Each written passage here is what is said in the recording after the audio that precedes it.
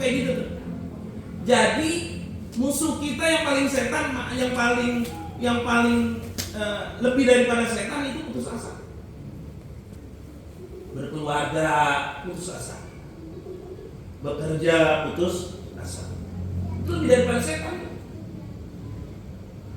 Makanya Nabi, siapa yang sakit, diberikan sakit sampai istrinya, anaknya meninggal? Ayub. Nabi Ayub. Musuh dia setan, dia masih kuat terus aja. Anaknya mati, usahanya mati, semuanya diambil oleh Allah Subhanahu. Rumahnya dibakar oleh setan dan segala macam. Anaknya meninggal semua. Apa kata setan kepada Allah? Ya Allah, anaknya Nabi Ayub udah aku matikan. Pekerjaannya, semua usahanya nggak ada. Tapi dia tetap beriman kepada Engkau. Izinkan aku untuk beri penyakit kepada dia, kepada Nabi Ayub.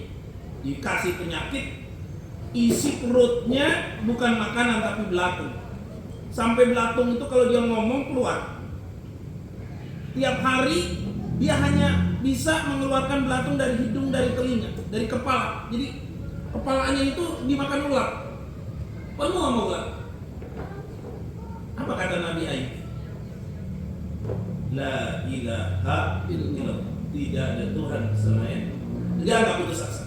Ini setan ngasih penyakit supaya orang ini putus asa. Makanya doa yang paling diijabah bukan doanya yang panjang.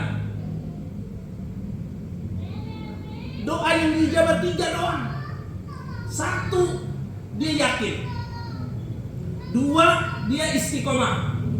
3, dia nggak putus asa. Yakin sama putus asa ini berbeda. Kalau yakin, dia benar-benar minta kepada Allah. Ini udah minta banget ke Allah. Ke Allah udah minta banget. Rezeki ini udah minta. Itu mau dijawab sama Allah. Karena yang mintanya kepada Allah yang punya rezeki. Pas dia mau dikasih rezeki, misalnya, itu dia putus asa. Dia ngomong gini, gak bakal dikabulin nih doa. Nah, itu langsung naik lagi. Jadi putus asa itu lebih daripada iblis, daripada syaitan. Nah, kita nggak boleh putus asa. Kita mati nih, meninggal. Iwan meninggal, bakal meninggal nggak Pak? Meninggal. Makanya kita menuju jalan yang baik, yang lurus. Mas Yadi meninggal, lagi udah banan gitu kan, masih meninggal kan? Semua kita yang meninggal, kita ini ahli ibadah nih, ada orang ahli ibadah, sampai ahli. Tapi dia itu diujinya pas sakaratul maut. Dibikin putus asa. Karena sakaratul maut itu sakit. Dibikin putus asa sama setan. Setan bilang, la ilaha illallah, tetap ya, tapi putus asa. Nggak mungkin saya masuk surga. Nggak mungkin saya selamat di hari ini. Dan segala macam pikiran dia. Nah, itu orang meninggalnya su'ul khotimah. Maka jangan pernah tanam putus asa dalam hidup kita, sekecil-kecilnya. Karena putus asa itu bisa berakhir pada kematian kita. Ada ulama meninggal dunia tapi masuk neraka. Mengapa? Karena putus asa. Ada seseorang di zaman Nabiullah Musa alaihissalam, itu ibadahnya 600 tahun. Lama nggak 600 tahun? 600 tahun. Lama nggak? Di atas gunung, dia nggak turun-turun, ibadah aja, sujud. Baca kitab Taurat. Kitabnya Nabi Musa kan Taurat kan? Baca terus sama dia. Baca nggak putus-putus. Begitu dia sakaratul maut, lewat cerita, masuklah dia dalam alam akhirat. Ada 2 pilihan, neraka apa surga. Tanya itu Allah kepada orang ini, karena kita ini bisa nanti diajak bicara oleh Allah lewat malaikatnya. Ibadah kamu udah bagus, kata Allah. Begitu bahasa kita. Hebat deh. Mau kemana? Kata dia, saya mau nuntut surga. Mau nuntut surga. Kata Tuhan, hai malaikat, seret dia masuk neraka. Manis ini orang, ini hadisnya ada. Jadi Nabi Muhammad SAW seorang ulama yang hidup di zaman Nabi Allah Musa AS. Maka yang paling duluan masuk neraka saya, yang paling duluan masuk surga juga saya. Seret dia ke neraka, diseret, nangis tuh orang. Kenapa ya Allah? Ya Rabb, berhenti. Kata Allah kepada malaikat, tanyakan kembali, dia bisa zikir karena nikmat dari siapa? Dia bisa makan lalu kuat sujud, nikmat dari siapa? Tanyain dia. Itu orang jawab, darimu ya Allah. Mengapa kau putus asa? Seakan-akan lewat ibadah engkau yang paling utama. Padahal lah tidak. Yang paling utama adalah nikmat dari Allah. Jadi kita nggak boleh putus asa. Bahaya.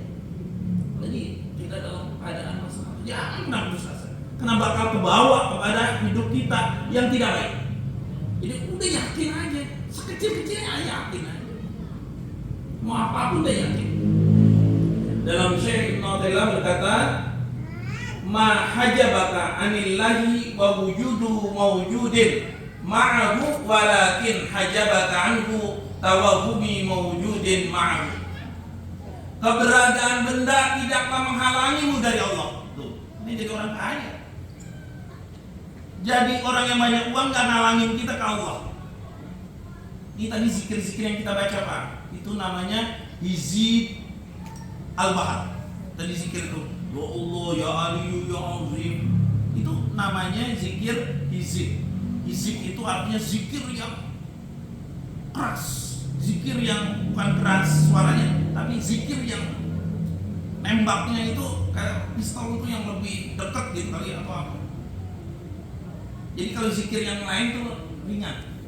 Orang kalau udah zikir hizibul bahar, itu zikir yang arus, langit, bumi semuanya itu digoncang sama dia. Itu zikir hizibul bahar. Pengarangnya, penyusunnya lewat hadis Nabi besar mau dia susun, itu namanya Syekh Al-Imam Hasan As-Sizi. Waktu hidupnya 500 tahun yang lalu, dia baca hadis, lalu hadis itu dipersingkat dengan zikir gitu maksudnya. Seperti kaf, ha, ya, ain, sod, itu dari Al-Quran suratul Maryam. Maryam tahu difitnah, katanya dia hamil, lalu diusir dari kampungnya, lalu oleh ayahnya ditaruh di pinggiran masjid, dikunci sampai dia melahirkan. Lalu selama kurang lebih 9 bulan, siapa yang kasih dia makan? Di bawah dia di dalam pohon, di dalam kamar itu tumbuh pohon korma dan pohon anggur, pohon zaitun. Jadi kalau dia mau makan tinggal petik. Selama 9 bulan air zam-zam ada di situ, semua disiapin sama Allah. Makanya ada bacaan zikir kita kaf, ha, ya, ain, sod. Kalau orang udah zikir itu nggak bakal kelaparan, nggak bakal miskin 7 turunan. Nabi Siti Maryam punya anak siapa? Nabi Isa. Maka dilukisin sama Allah lewat surat Maryam, kaf, ha, ya, ain, sod. Lihat Nabi Isa. Nabi Isa, Nabi satu-satunya setelah Nabi Muhammad yang bakal hidup lagi melawan Dajjal. Semuanya diselamatin oleh Allah Subhanahu. Makanya kita baca itu tuh zikirnya Siti Maryam, kaf, ha, ya, ain, sod. Coba Anda buka surat Maryam. Awalnya itu kalimat gitu. Lalu itu kaf, ha, ya, ain, sod itu disusun oleh ulama yang namanya Syekh Hasan As-Sizili. Syekh Hasan Sizili itu roda pedatinya aja dari emas. Lu bagus sekali. Roda pedatinya kalau dia tunggangin itu semuanya dari emas. Rumahnya mewah, kehidupannya baik. Saya seorang murid tanya, Wan. Iwan tanya kepada saya, kenapa itu? Enak banget ya jadi ustaz, jadi kiai, banyak mobilnya, banyak rumahnya gitu. Istrinya tetap satu sih. Setia. Setia. Kenapa itu? Banyak emas segala macam. Kenapa? Saya nggak bisa berguru dengan orang ini, gitu. Kata muridnya, nggak bisa saya berguru. Ini orang hubud dunia, cinta banget sama dunia. Punya mobil, punya ini, punya ini, punya ini. Nggak bisa saya. Syekh Hasan Shizili dengar, panggil ke murid, sini duduk. Ini ada uang 3.000 dinar, bawa ke pasar. Bawa ke pasar. Senang ini orang dikasih, sekarang 1 miliar lah dikasih. Bawa ke pasar. Di pasar dia beli apa aja. Pokoknya buat kamu ambil. Di pasar dia beli apa aja. Yang penting setelah kamu udah beli apa aja, kamu pulang ketemu saya lagi. Kata Syekh Hasan Shizili yang mengarang susunan Hizib. Udah belanja apa aja pokoknya. Sudah, uang sudah habis, sudah. Apa yang kamu beli di pasar? Ini, dia beli semuanya kebutuhan dia. Saya cuma mau tanya ke kamu, ke muridnya itu. Ketika kamu pegang uang 1 miliar tadi, mengapa kau lupain Allah? Itu murid menangis.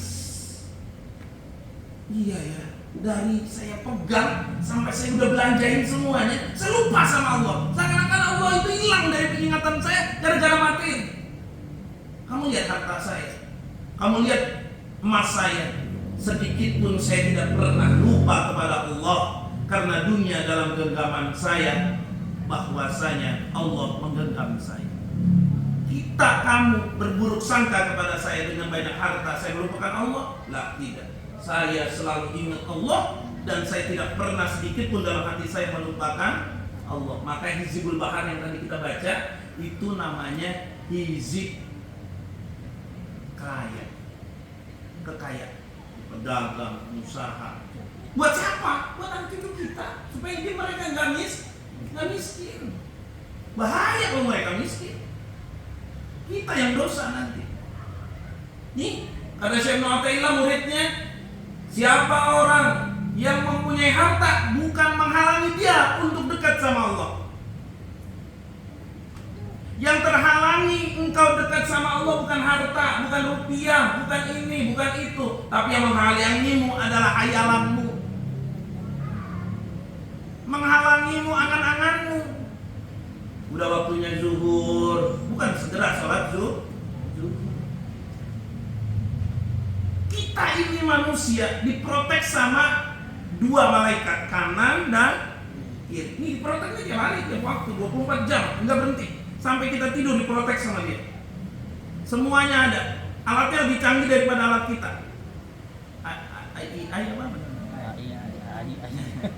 Alat itu canggih banget tuh. Ya, kita bisa tanya ini, tanya itu, kasih ini, jawab, hukum ini, pakai alat itu. Ini tenaga kita, pikiran kita, ruh kita, jasad kita diprotek sama dia nih. Dia yang tahu lebih dulu kalau kita kapan mati, kapan sakit, kapan hidup, kapan mati, kapan dapat rezeki, dia semuanya dapat. Dia semuanya yang protek kita. Mengapa kok kita tadi baca suratul Fatihah 40? Buat diri sendiri supaya kita dapat memproteksi diri kita lewat bantuan malaikat tadi. Namanya ilaruhi wal. Nanti saya akan jazain dulu surah Fatihah 40 kali, tapi belum. Sekarang zikir-zikir tadi itu. Jangan sendiri dulu baca Fatihah 40 kali. Ntar header saya yang salah lagi disangkanya. Tiba-tiba sinting lagi. Apa? Ya, ntar dulu. Jadi kalau Fatihah ila ruhi wal jasadi, aku memfatihahkan ruhku dan jasadku, ini kita berhubungan sama 2 malaikat ini. Nah, kita baca Fatihah 40 kali. Bentar ya. Bentar malam Isra Mi'raj datang lagi deh. Insyaallah minal aminin. Semoga doa kita, niat kita Allah ijabah. Alhamdulillah rabbil alamin.